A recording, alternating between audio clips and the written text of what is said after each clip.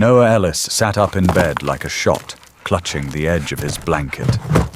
The clock on the dresser glowed red in the dark. 2:17 a.m. No thunder, no wind.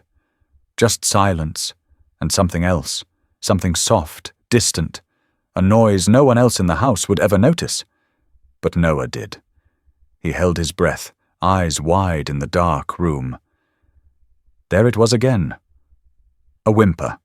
Not loud, not even clear. But it was real. It came from the wall behind his bed, right where the flower-patterned wallpaper peeled slightly at the edge. Noah, 5 years old, barefoot, and still wearing his dinosaur pajamas, climbed out of bed. He crossed the cold wooden floor on tiptoe, placing his small hand flat against the wall. The sound came again, a strained, breathy cry, almost like someone trying to breathe through concrete. "Hello?" he whispered. The noise stopped. Noah's heart pounded. His breath fogged the wall where he leaned closer. Nothing moved. The room was still and cold. Then, another soft cry. Desperate, pained. "You're stuck, aren't you?" he whispered. A pause. Then a low, muffled moan. Noah leaned his forehead to the wall and said the only thing he could think to say.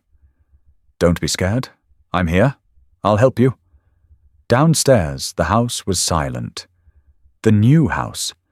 They'd just moved to Brookville 3 weeks ago. Noah's parents, excited for their fresh start, and Noah trying to adjust to the creaks and corners of a place that didn't quite feel like home yet. Until tonight, he hadn't slept through a single night. But this was different. He crouched beside the wall, dragging over his pillow, sitting close to where the sound came from. And for the rest of the night, he stayed awake. Whispering, listening, waiting. When morning light spilled into the kitchen, April Ellis was flipping pancakes while her husband, Mike, stood at the coffee maker. The smell of butter and syrup filled the air. Neither of them noticed Noah at first, standing silently in the doorway, dark circles under his eyes. "Noah?" April turned, startled. "Sweetheart, did you sleep at all?" "There's a dog crying in my wall," he said. Mike chuckled, turning with a coffee mug in hand. "In your wall?" Noah nodded, climbing into his chair. "She's trapped. She can't get out." April and Mike exchanged looks.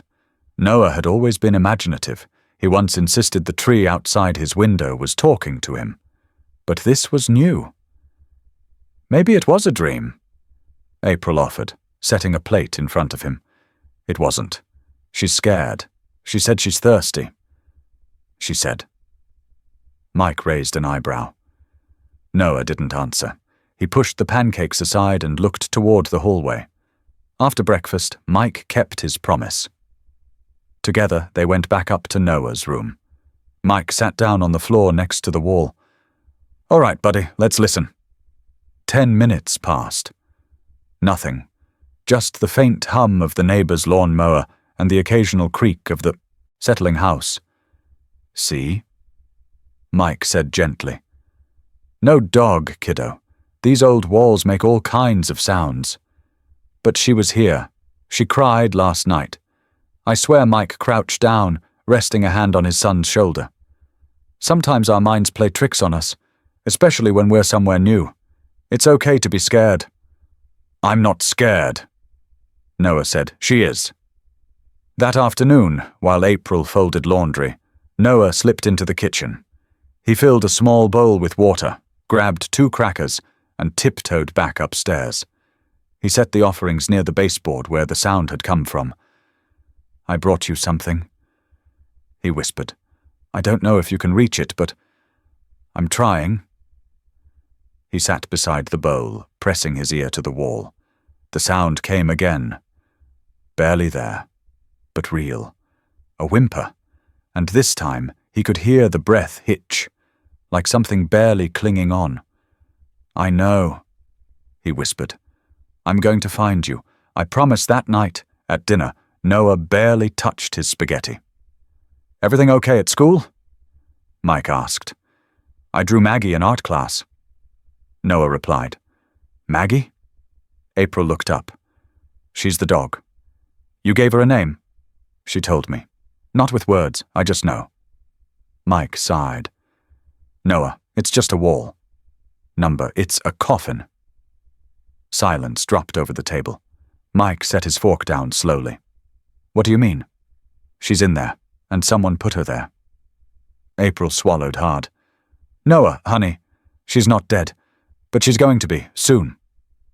Later that night, while Mike watched TV and April scrolled her phone in bed, Noah lay awake. The wall was quiet now. Too quiet. He turned to face it, pressed both palms against the peeling wallpaper. I won't leave you, he whispered. Even if no one believes me, I'm not giving up. Downstairs, April opened her laptop and started searching something she never thought she would type. How to tell if something is trapped inside a wall. In the basement behind a section of the foundation wall covered in fresh plaster, something shifted. A breath, a tremble, a beat of life where there should be none, and the faintest rustle of fur against concrete. Above, in a child's bedroom, a boy pressed his hand to the wall and whispered into the dark. And for the first time in a long time, the dog behind the wall didn't feel alone. The next morning, Noah brought crayons and paper to the spot near the wall where the sound had come from. He didn't say anything to his parents. He just sat cross-legged on the hardwood floor and started to draw. Not a stick figure, not some cartoonish scribble. He was 5, yes, but the lines were firm, the details strangely accurate. Pointed ears, dark muzzle, muscles tensed in a crouch, and eyes not wild or feral but terrified. April noticed him from the hallway and paused. What are you drawing, baby? Noah didn't look up. Her. April stepped into the room. Her who? The dog in the wall. A chill ran up her spine, though she told herself not to show it. She has a name? I call her Maggie. He shrugged. It just feels right. She tried to sound casual. And what kind of dog is Maggie? She's big, Noah said, still coloring. Black and brown. She has pointy ears. Her fur is rough in the back, but soft here. He tapped the paper on the drawing's neck. She has kind eyes, but they're really scared right now.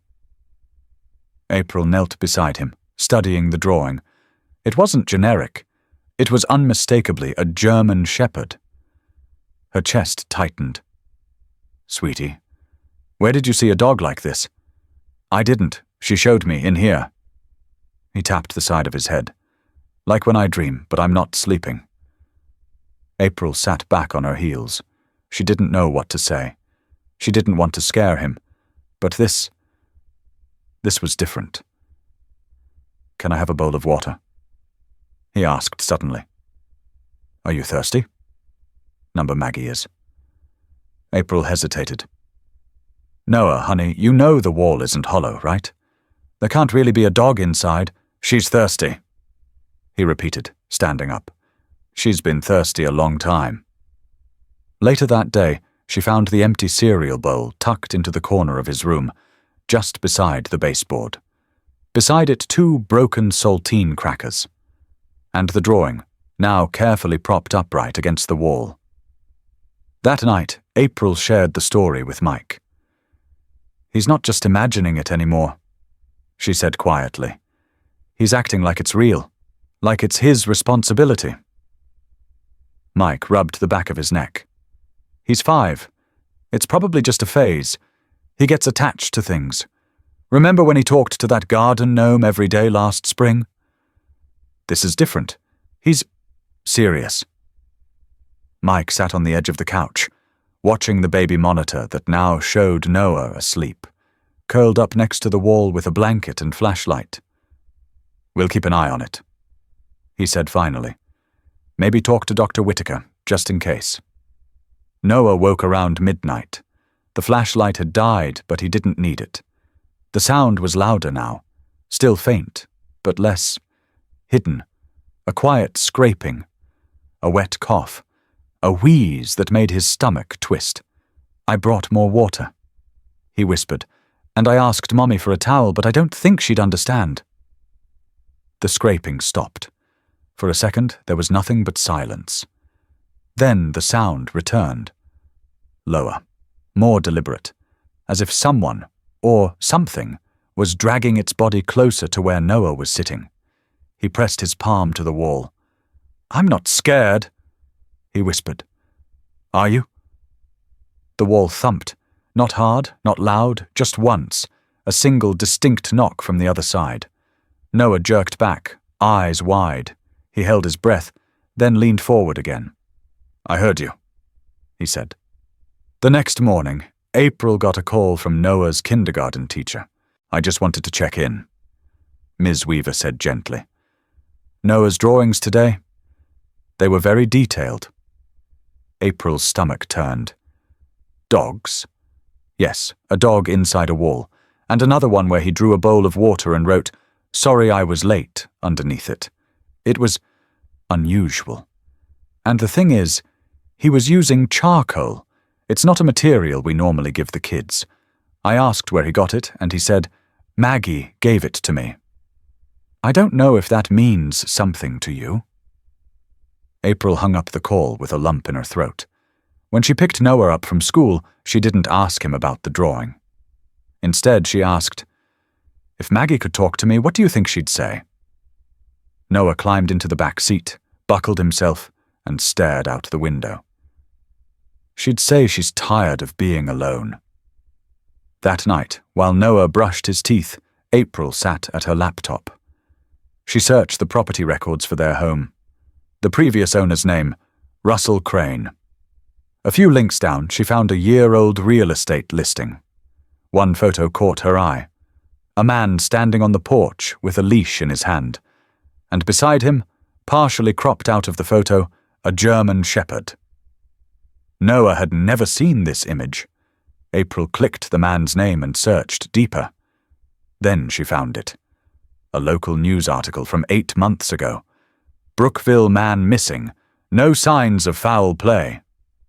The article noted the man's dog, a German shepherd named Maggie, had also not been seen since. April's blood ran cold. Upstairs, Noah padded back into his room and sat beside the wall. He didn't speak this time. He just listened. And this time, the wall breathed. Not a sound exactly, but a subtle rhythm, like lungs trying to work through stone. The wall wasn't just making noises anymore. It was answering him. Mike Callahan wasn't a superstitious man. He believed in concrete things, tools, data, things that beeped or blinked or lit up red when something was wrong. But standing in his son's bedroom, staring at the stretch of wall Noah had been whispering to for days, he felt a chill creep through the center of his spine. "You sure it's this spot?" he asked Noah. The boy nodded, pointing at the baseboard. "Right there. She breathes near the vent." Mike knelt and ran his hand along the drywall. It felt solid. Too solid. He stood, walked out to the garage, and returned with his multi-tool bag. Noah sat quietly on the bed, hugging his knees as Mike pulled out a wall scanner and turned it on. The blue light hummed to life. He pressed it to the wall. Beep, beep, beep. Pause. A rapid yellow flash. Mike frowned and reset the scanner. He slid it across again. Same result. "Could be old wiring," he muttered. "Or bones," Noah said simply. Mike's hand froze. He turned, trying to keep his voice even. "What did you say?" "She's curled up, like when you're scared but trying to stay strong." Mike looked at the wall again. "This house is old, buddy. Maybe the insulation's just weird." "She's still thirsty." Mike exhaled. He didn't want to show it, but something about the silence beyond that wall, it wasn't quite right. He set the scanner down, picked up his phone, and took a picture of the readings. Later that night, April found him at the dining table, reviewing blueprints of the house they'd downloaded from the county site. "Any luck?"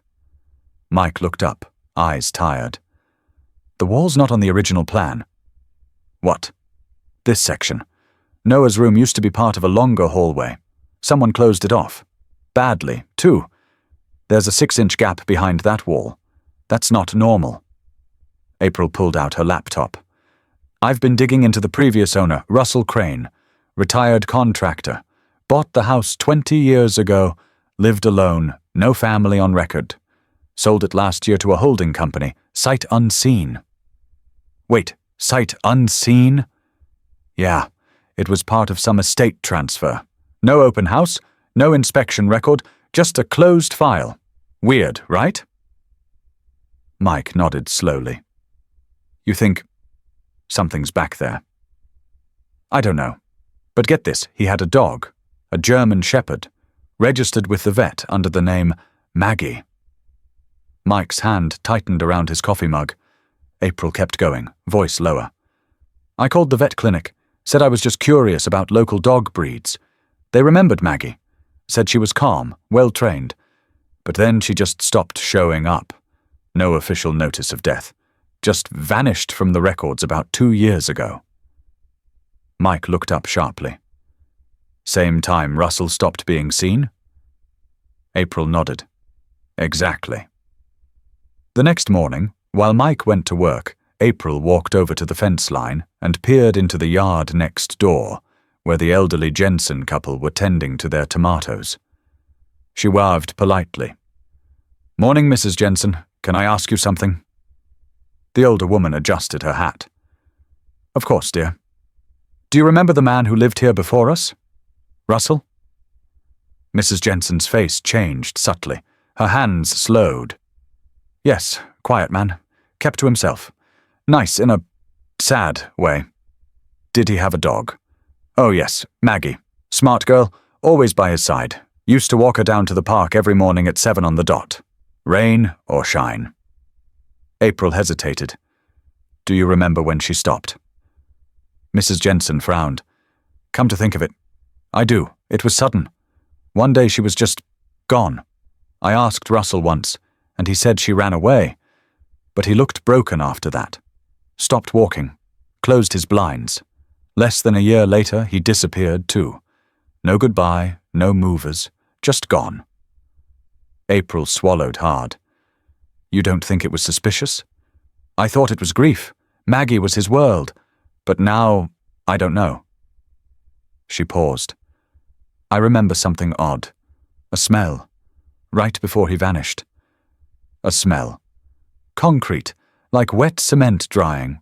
I assumed he was fixing the back steps. But when I peeked over the fence a few days later, nothing looked new. That night, April couldn't sleep. She lay beside Mike, staring at the ceiling, the weight of Noah's drawing pressed into her thoughts. At 3 a.m. she got up, slipped into slippers, and went to Noah's room. He was sound asleep, his tiny hand resting on the baseboard. April knelt and placed her ear against the wall. Nothing. But just as she started to pull back, thump. She jerked away, then slowly, breath caught in her throat, she leaned in again. The sound was low. Not quite a growl, not quite a sob. Like a broken exhale from lungs that hadn't felt air in years. April stood abruptly and backed out of the room, her pulse pounding. In the hallway, Mike was standing, eyes wide. You heard it too, he said. They stared at each other in silence. Something was behind that wall, and it was still alive. Noah stood barefoot in the hallway, his pajama shirt clinging to his back with sweat. The air was still, too still. His fingers hovered just above the wall where he always left the biscuits. Tonight there had been no crunch, no shifting behind the dry wall, just silence. Maggie, he whispered, voice cracking. Are you still there? Nothing. He dropped to his knees, pressing his ear against the spot, as he'd done every night for weeks. He listened, deeply, desperately. But even the familiar hum of the heater seemed quieter now, deadened, as if the house itself were holding its breath. "Maggie, please don't go," he whispered. "I know you're tired, but I'm still here." His voice trembled with something far beyond his 8 years, a childlike hope balancing on the edge of despair. The hallway light clicked on. April stood in the doorway, her robe wrapped tight around her, eyes red-rimmed. "Noah," she said softly. "Come to bed, sweetheart." He shook his head. "She's quiet tonight. That's not right." April glanced at the wall, then back at her son. She crouched beside him. "You've been so brave," she said. "But maybe she's not gone," Noah insisted. "She's just too weak to bark now." April felt her throat tighten. "I promised I'd stay until she could come out," Noah said. "I promised I wouldn't leave her alone." The next morning, Mike sat at the kitchen table, staring at his cold coffee. Across from him, April read the message board from a local construction forum. "You know what they say happens to dogs that get trapped without light, air, or food for too long?" she asked quietly. Mike rubbed his temples. "April, there's no way a dog could survive behind a wall for—" "Don't," she interrupted. "Just don't finish that sentence." He looked up. Her eyes were steady, but behind them, something was breaking. Noah shuffled into the room, hair uncombed, dragging his sketch pad. He slid a page across the table. It was a drawing of Maggie again. Only now, she was curled into a ball, her nose tucked into her tail, eyes half-lidded. "She's not barking anymore," he said simply. "But I think she can still hear me." Mike stared at the drawing. The detail in it, the exact contour of a German shepherd's muzzle, the slight bend in her front paw, was uncanny. It wasn't just child's imagination anymore. It was too precise. He stood up. "Let's go see what's behind that wall." They cleared the room in silence. Noah watched wide-eyed as his father measured carefully, pressing his knuckles along the dry wall. Mike hesitated. "What if we're wrong?" he asked April, half under his breath. "What if we're not?" She replied. Noah didn't speak. He placed his palm against the wall, whispering, "It's okay, Maggie. I'm right here." Mike pulled the smallest rotary cutter from his tool bag. Slowly, he pressed the blade against the drywall and turned it on. The hum filled the hallway. White dust fluttered like snow. He made a circular incision, about the size of a grapefruit. As the blade finished its pass, Mike gently pried the drywall back, exposing the blackness behind. The first thing they noticed was the smell. It wasn't rot. Not yet. But it was stale, compressed years of trapped air and insulation dust and something else. Something almost biological. Mike shone a flashlight inside. It was narrow, maybe a foot wide, a crawl space between walls that never should have existed. The beam of light flicked across insulation, old nails, and then a soft rise. Fur, motionless, but not flat. "Oh my God," April breathed. Mike lowered the flashlight and leaned in closer. I think that's her." Noah crept forward, heart hammering.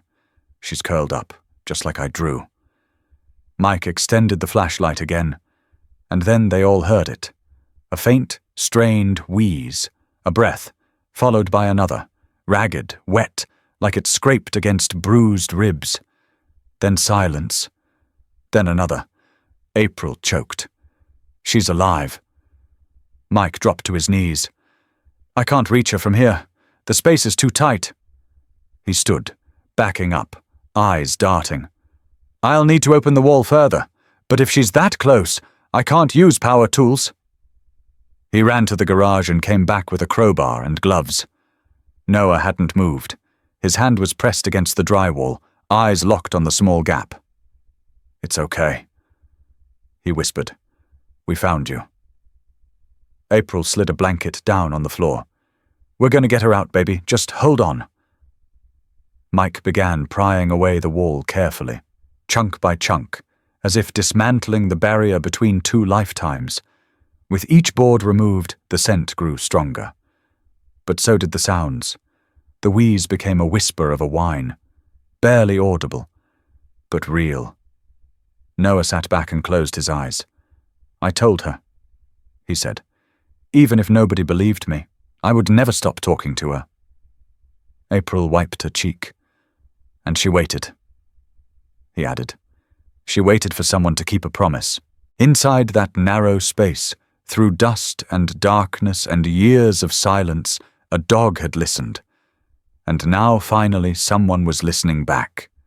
The final panel of drywall gave way with a dull groan. Dust plumed into the hallway, clinging to sweat-soaked skin and the edges of grief too long contained.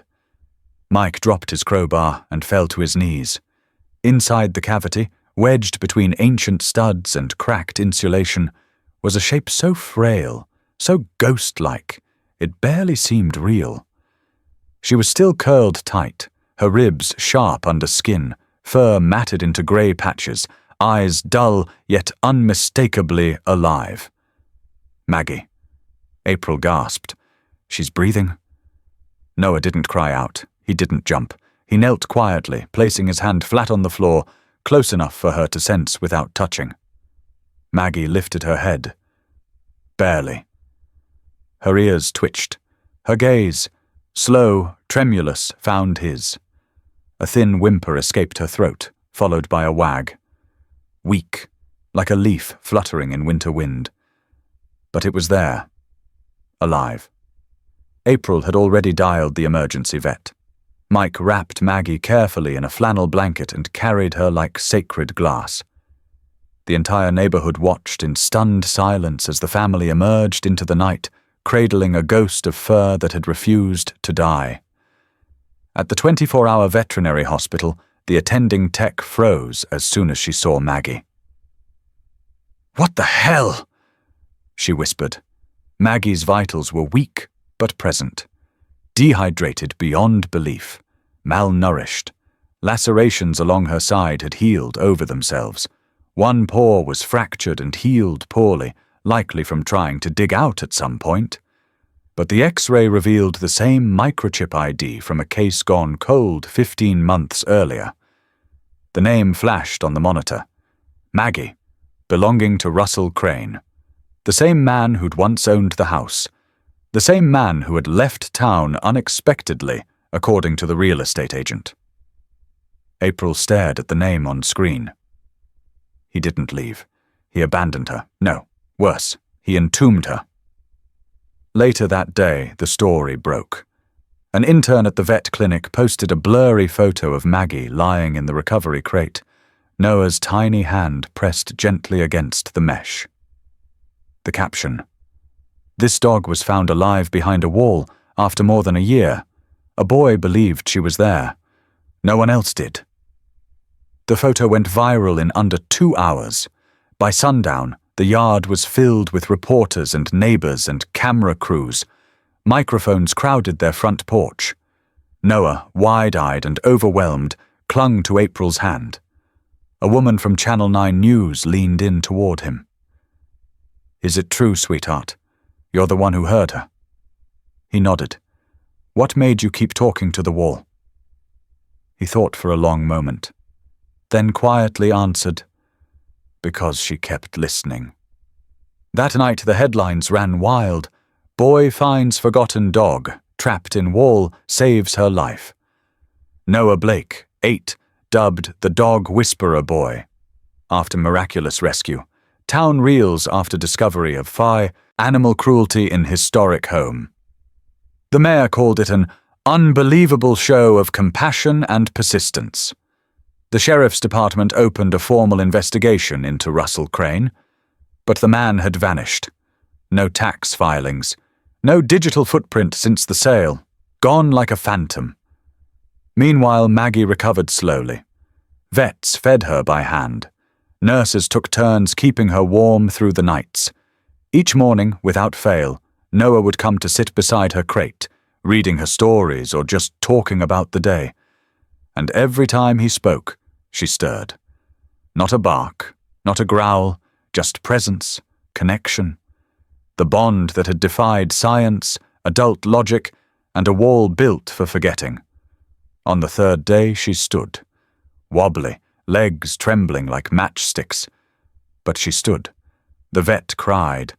Noah clapped. News vans doubled, messages poured in from across the country. Letters, toys, offers to adopt Maggie, to fly her to animal sanctuaries, to feature Noah on TV. But the Blakes said no. She's not a story, April told one reporter gently. She's a survivor, and she's family now. Still, the town couldn't let go. The city council issued an honorary proclamation naming the date of Maggie's rescue as Hope's Day. A local bakery made bone-shaped cookies with her name on them. The animal shelter set up a new wing for long-term trauma dogs, called the Maggie Wing. But for Noah, it was never about the noise. One night, when the reporters had gone and the porch lights were dimmed, he sat cross-legged beside Maggie, now resting on a bed of fleece near the fireplace. She blinked at him, slow and solemn. "You waited a long time," he said softly. Maggie reached a paw forward, not far, not fast, but enough to touch the tip of his finger. "And I'll wait with you now," he whispered. "Every day." The fireplace crackled. Somewhere in the walls of that old house the silence shifted, no longer heavy with secrets, but breathing again. Like Maggie, like truth, refusing to die. The morning after Maggie first stood on her own, Dr. Elena Vega ran 3 rounds of blood work, each more meticulous than the last. The data didn't line up. On paper, Maggie should have been dead within weeks of being sealed into that wall. 150 pounds of drywall, cement, and pipe ran between her and the outside world. No water, no food, no light. And yet, she shouldn't be here, Elena whispered, staring at the scans in the back room of the clinic. April glanced over. But she is. Yes, but her body tells a different story. Minimal organ damage, moderate anemia, yes, but no signs of starvation-level breakdown. There are calcium imbalances, but something else is happening. It's like what? Elena paused. Like something kept her going besides biology. Maggie lay peacefully nearby on a thick blanket, her paws twitching lightly in sleep. Noah was curled next to her, reading a graphic novel aloud. Not for her benefit, at least not as it seemed, but as if the two were sharing the pages. She twitched every time he emphasized a word. Noah looked up as Elena entered. She's remembering things. Elena raised an eyebrow. What kind of things? I don't know, he said softly, but I can feel them, like flashes in the dark. When she dreams, it's like I can hear them too. Her real name wasn't Maggie. April blinked. What? Noah closed the book and whispered. She had another name before. In a backyard, with grass, a red ball. He turned to Maggie, laying his palm gently on her side. Your name was Daisy. Maggie stirred. A soft huff came from her nose. Then a slow, unmistakable tail thump. April's breath caught. Dr. Vega stepped closer, skeptical. Noah, how do you know that? I don't know, he said. I just do, she's telling me. Elena knelt beside the dog. We'll run the chip again. They did. This time, the handheld scanner displayed a deeper archive on the national database. Cross-referenced records from out of state showed a red Labrador Shepherd mix named Daisy, reported stolen from a backyard in Reno nearly 3 years ago. Her owner, a retired trucker named Paul Renshaw, had died of cancer last spring. The last update on the file? Custody transferred temporarily to a man named Russell Crane, listed as a family acquaintance. When Elena returned with the printout, April sat stunned, the puzzle clicking together faster than words could catch up. He took her. April said, her voice flat with disbelief. Russell Crane took someone's dying dog, re-registered her, then locked her away like garbage. But why? Elena asked. What kind of person does that? I think Noah knows, April said. At home that night, Noah sat with Maggie under a sky full of stars. She was stronger now, still thin, still slow, but when she rested her head against his leg, it was deliberate, trusting. He whispered again. No words this time, just a hush that moved between them. I see what she saw, he told his mum later that night. The wall, the hands. She didn't bark because she thought she did something wrong. She thought she was being punished. April sat on the floor beside him, unable to speak. She tried to bite him. Noah continued. When he came close to Paul, she knew he was lying. That's why Russell locked her away, because she knew. For the first time, April saw something shift behind Noah's eyes. Not fear, not even sadness, conviction. The next day, Maggie walked, haltingly but on her own, down the hallway of the clinic. Nurses gathered quietly as she passed, watching the sway of her tail, the way she paused at each person to meet their eyes. She makes you feel like she knows, one whispered. Elena agreed. She doesn't just survive, she remembers. That evening, a woman named Lee Renshaw, Paul's niece, called after seeing the news. She flew in from Nevada to meet Maggie, Daisy, unsure what she would find. But the moment Maggie saw her, she broke into a shaky run, weak limbs buckling, tail slamming the air behind her. Lee dropped to her knees, tears falling instantly. Daisy, baby girl.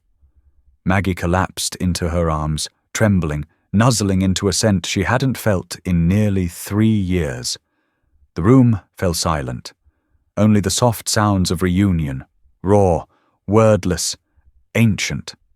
Later that night, as the family gathered on the porch, Noah sat beside Maggie again. She leaned into him gently, eyes closing as the last of the daylight faded. She's not just a dog, he said. She's a story someone tried to erase. April nodded, finally understanding what her son had known all along. And you helped her tell it. Noah hadn't slept much, not because he was restless, but because Maggie wouldn't stop pacing. She was still fragile, her muscles too atrophied for long movement. Yet just before dawn, she stood at the back door, staring. Not barking, not whining, just waiting. She's trying to tell us something, Noah said as he crept downstairs, robe dragging. April appeared minutes later, hair unkempt and concern deepening across her face. She shouldn't be walking. She's not just walking, Mum, she's remembering. Maggie turned to Noah with eyes sharp, alive, and expectant. I think there are more, he said. April blinked. More dogs? He nodded. She showed me something, last night, in a dream. Or maybe it wasn't a dream. A place by the river. A warehouse with a red door. Sweetheart, I know it sounds crazy, but this is like before. You said to trust what Maggie says.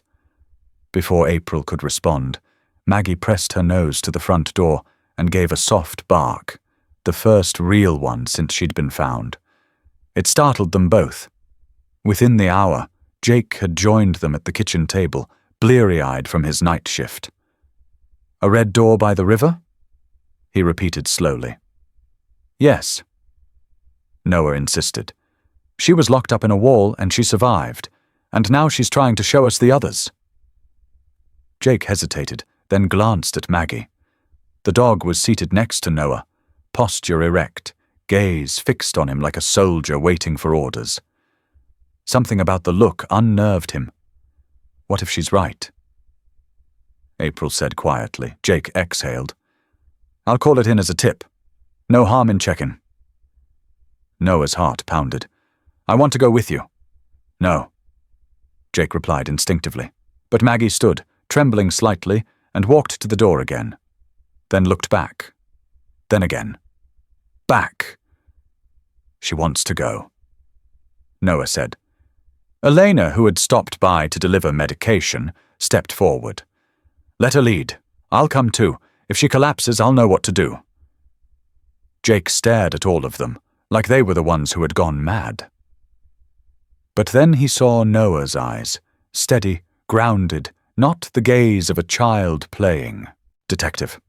They left just after 10 a.m., Noah holding Maggie's harness gently, his pace matching hers. She led them through the woods, then onto an old gravel road that paralleled the river. The walk took nearly an hour, interrupted only when Maggie paused to drink from a ditch or sniff the air with unusual intent. Then she froze. Across the narrow clearing stood an old aluminum-sided warehouse, weather-beaten and flanked by rusted machinery. And right in the center of its facade was a door painted in a faded red. Jake's mouth tightened. That's the one, Noah whispered. That's what she showed me. They approached slowly, Maggie sticking close to Noah's side. Jake motioned for Elena and April to stay back, then pulled his flashlight and stepped up to the door. It was unlocked. No alarm, no sound, just the stale scent of oil and mold. He cracked it open, and the odor hit them instantly. Urine, fur, decay. Jake pulled out his phone. Dispatch, we need animal control and backup. Abandoned structure, possible illegal kennel operation. As they waited, he stepped inside carefully, his footsteps echoing on the concrete. Cages, rows and rows of them, some empty, others with matted blankets, chewed-up collars, or bones too small to belong to anything wild. Then a whimper, from the far end. Jake approached slowly. 2 cages, side by side, housed what looked like shepherd mixes, both curled tight in corners. One lifted its head. A single eye, clouded with infection, blinked. Jake knelt. Hang in there, buddy. We got you. Noah and Eleanor entered as sirens echoed faintly in the distance. Maggie pressed forward, giving a low, deliberate bark. Not a warning, not alarm. A call. 3 more dogs were discovered behind a second partition. Some could stand, some couldn't. All had the same defeated skeletal posture Maggie once had. April wept. By late afternoon, the place was swarming with officers, rescue workers, and local news. Jake gave a brief statement. Elena stayed by the vet van. April called every rescue organization in the region. But Noah just stood beside Maggie. She didn't move, not even when the sun began to dip. She knew. He whispered. She remembered them. One officer approached Jake. You're going to want to see this. Behind a locked cabinet in the back office, they found files, hundreds of them, showing sales, transfers, and intake logs. Handwritten notes in tight, scrawled cursive, all signed by Russell Crane. Jake went pale. Bastard was running a private dog ring. He muttered.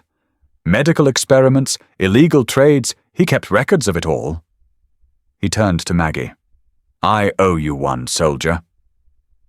Maggie gave a soft exhale, then slowly, deliberately lay down on the grass next to Noah. She had brought them to the second door. But she had done something more, too. She had proven she never needed to speak to be heard. The morning fog clung to the river like a veil, thick and cold.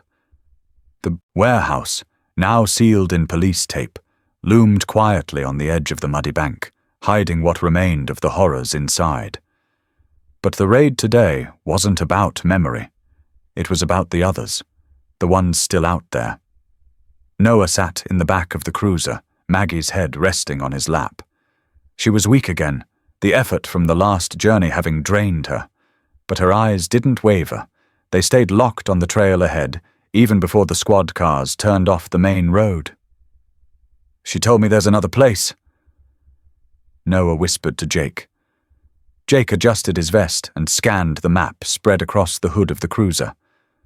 Another warehouse, number smaller, by the river bend.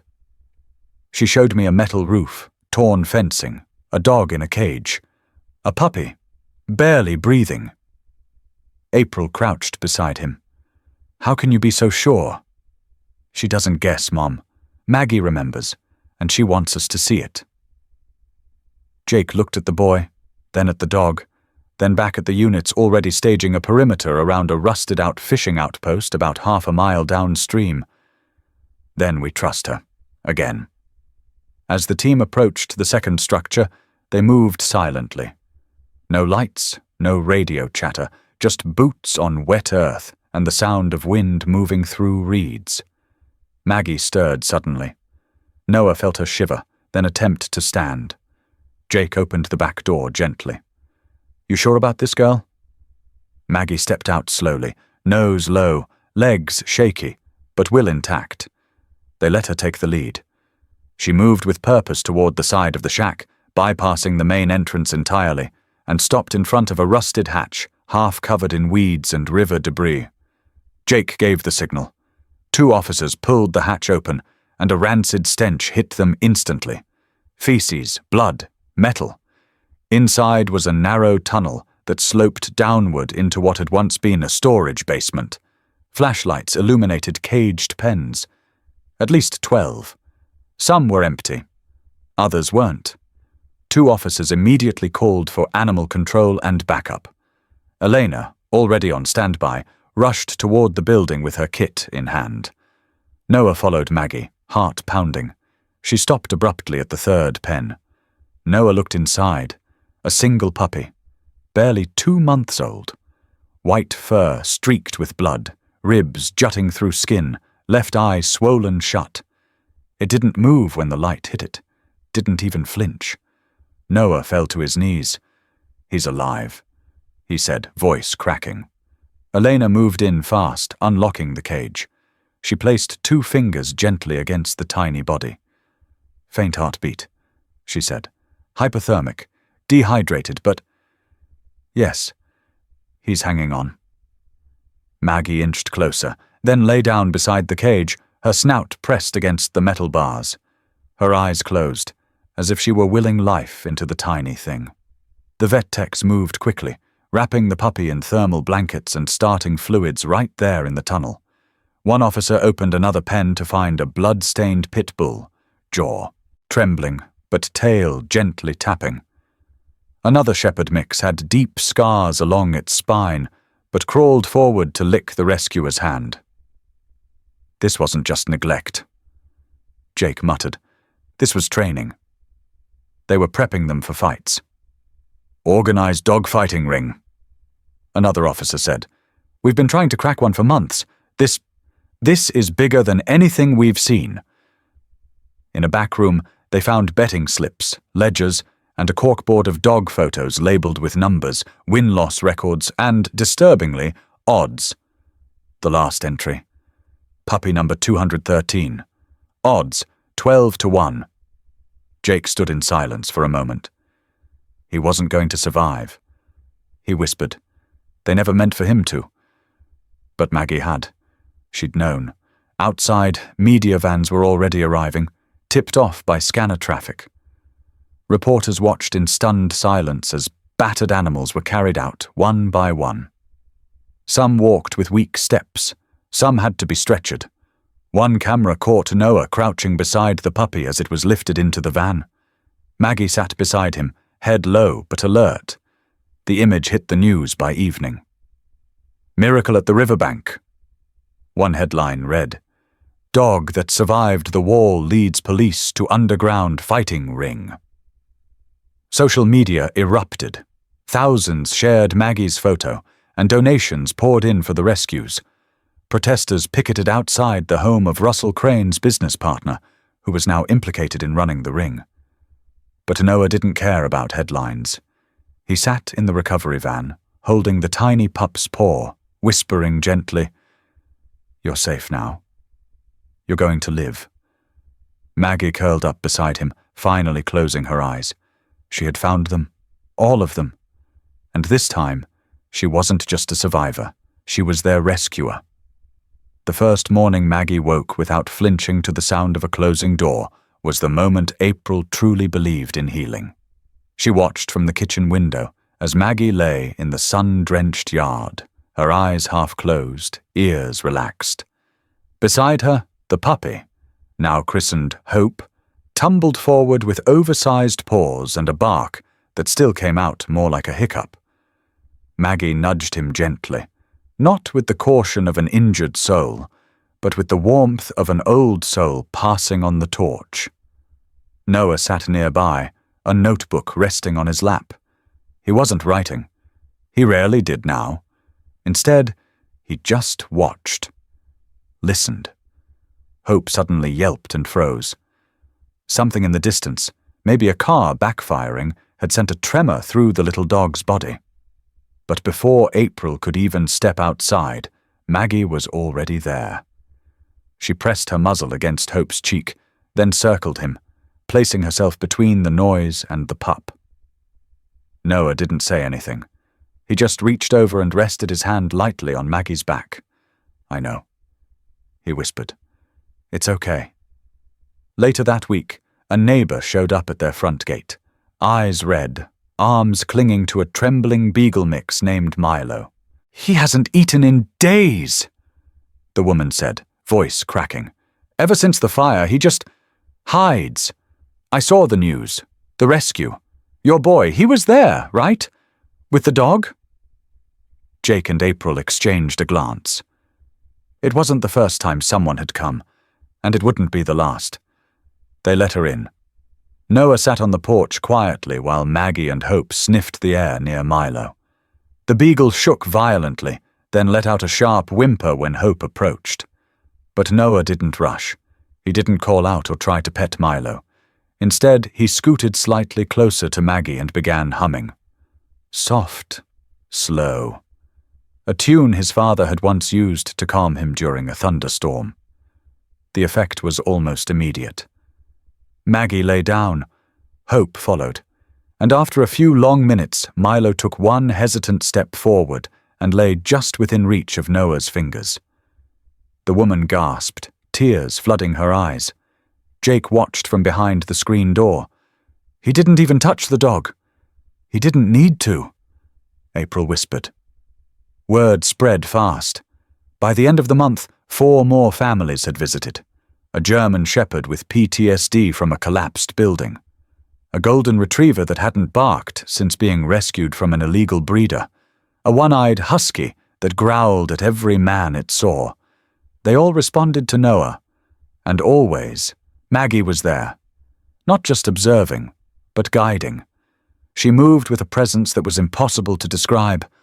Part leader, part healer, part guardian.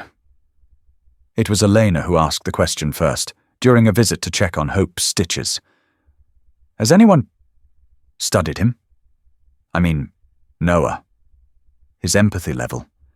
His connection with animals. It's almost like telepathy." Jake cut in with a chuckle, but Elena didn't laugh. "I'm serious," she said. "What if there's something we don't understand yet? Something not measurable, not medical, just more." That night, Noah sat by the window, a thick blanket wrapped around Hope as the wind howled outside. "Why me?" he asked softly, looking at Maggie. She tilted her head, her cloudy eye blinking slowly. She nudged his hand once, then looked away. And in that moment, he saw it again. The wall, the blood, the broken cages, the second door, but this time he saw beyond the door. There was a place he hadn't noticed before, a quiet field, rows of kennels, not cages, where dogs lay under trees and looked up at the sky, not at walls. Maggie was there, but so was Hope, and Milo, and the others. Noah sat upright, heart pounding. He wasn't seeing a memory, he was seeing a possibility. The next morning he told his parents he wanted to build something. Not a shelter, he explained. A retreat. For dogs who've been through too much. And for kids like me. Like you, April asked. Kids who feel too much. who don't fit the way other kids do, who don't want to talk, but still want to be heard. Jake swallowed hard. It wasn't just a dream. It was a calling. A week later, a photo went viral. Noah sitting under a handmade wooden sign that read, "The Second Dream Project." Maggie lay on one side, Hope on the other, and behind them, a plot of land that had once been overgrown weeds, now cleared and lined with tiny enclosures shaded by trees. They weren't kennels. They were beginnings. And on the day the first traumatized rescue dog was brought to stay, the volunteer vet, an older man with a limp and burn scars down his arm, stood silently, watching. Then he turned to Jake and asked, "That boy, he hears dogs, doesn't he?" Jake didn't answer. He just looked toward his son, who was crouching next to a shaking mutt with patches of fur missing. Noah wasn't speaking. But the dog was already moving closer. Sometimes belief doesn't need proof, just a second chance. The late autumn wind carried a crispness that bit at the cheeks and flushed the noses of those gathered in the Brookville Civic Park. Yellowed leaves swirled across the stone steps of the open-air amphitheater, where a banner fluttered above the stage. Annual honoring of heroic rescue dogs. It had been exactly 1 year. 1 year since the warehouse raid. Since the night a half-dead German shepherd named Maggie became more than a victim. Since a boy who barely spoke began hearing the silent cries of animals that no one else could. April clutched her camera, standing beside Jake in the crowd. She could barely keep it steady. Her hands trembled, not from the cold, but from the quiet disbelief that this moment was real. At center stage stood Noah, now 12, though his posture bore the stillness of someone older. He wore a navy jacket with a simple silver pin in the shape of a paw. By his side stood Maggie, a full year into healing, her coat thick, her bearing proud. On her collar, a medal inscribed "Valor Without Voice." The ceremony had already honored search and rescue teams from wildfires, avalanche zones, even war zones. But now the MC stepped back, gesturing toward Noah. "This next award is not just for courage, it's for changing the way we listen." Noah stepped forward. The mic creaked. 1,000 faces looked at him, but he only looked at one. His mom. "I didn't think I'd ever stand here," he said, voice even. He turned to Maggie and rested a hand lightly on her back. She didn't flinch. Her tail thumped once. "This dog," he said, pausing, "was supposed to be forgotten." He looked out again. "And maybe so was I." Silence. Then slowly he pulled something from his pocket, a folded drawing. He unfolded it to show the crowd. A crayon sketch of a battered dog behind a fence, looking up at the moon. "My dream started here," he said, "and I'm still inside it." From the front row, a girl whispered, "That's the picture they found in the warehouse?" Noah nodded. He turned to his mother, off to the side, and said quietly, "Mum, if someone saves lives but no one believed them, at first, does that mean the truth was late? Or just waiting?" April felt her throat close. She opened her mouth to respond, but she couldn't. Maggie barked once, not loud, not afraid, just present. The crowd didn't cheer right away. They stood, held in that suspended moment. Then, as if some invisible string snapped, the applause erupted like a wave, loud, rising, defiant. People stood, some cried, some hugged their own dogs tighter. Elena, in the front row, whispered to the person next to her, "That question, it's everything." Maggie didn't move. She stood beside Noah like she had a year ago, between the boy and the world, but never blocking him from it. After the ceremony, a few reporters gathered around. One tried to ask Noah if he planned to become a vet. "No," he said. "Trainer." "No. Then what?" He looked at Maggie. Just someone who listens better. They didn't understand, but they wrote it down anyway. As the crowd dispersed, an elderly man with a cane approached. He wore a worn army jacket and had a faded service dog patch sewn over his heart. "I don't say this lightly," the man said, nodding toward Maggie. "That dog saved lives that day. She spoke when no one else could." "She didn't speak," Noah corrected gently. "She showed me." "Same thing," the man said with a smile. The sun dipped lower. Shadows stretched across the field. Maggie lay beside Noah near the edge of the amphitheater, watching other dogs play, bark, chase. Some were rescues from the same ring she had come from. Some wore their own medals. Some just wore joy. Noah rested his head on Maggie's shoulder. "She still dreams," he said. Jake crouched beside them. "Good dreams." "Different ones." Hope bounded past them, nearly tripping over his own legs. "They're hers now," Noah added, nodding at the younger dog. "She gave them away." April snapped one last photo. A boy, a dog, and a field full of second chances. Later that night, as the family loaded into the car, a stranger approached April. A young woman with dark circles under her eyes and a trembling dachshund clutched to her chest. "I've tried everything," she said. "He won't let anyone near him, but I saw your son on the news. Is there any way he could try?" April opened the door and looked at Noah. He nodded without hesitation. She looked at the woman. "Come by the retreat. Second Dream Project. We'll be there."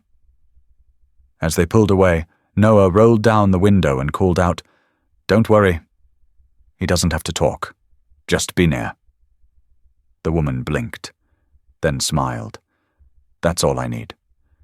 And as the taillights disappeared into the dusk, Maggie rested her head on the seat beside Noah, not as a symbol, but as herself. Because sometimes the ones who suffer in silence become the clearest voices of all. Sometimes the truth isn't late. It's just waiting for someone brave enough to listen.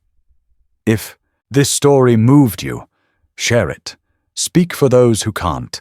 And don't forget to support our channel German Shepherd for more true, untold stories of courage, healing, and the bonds that change lives forever.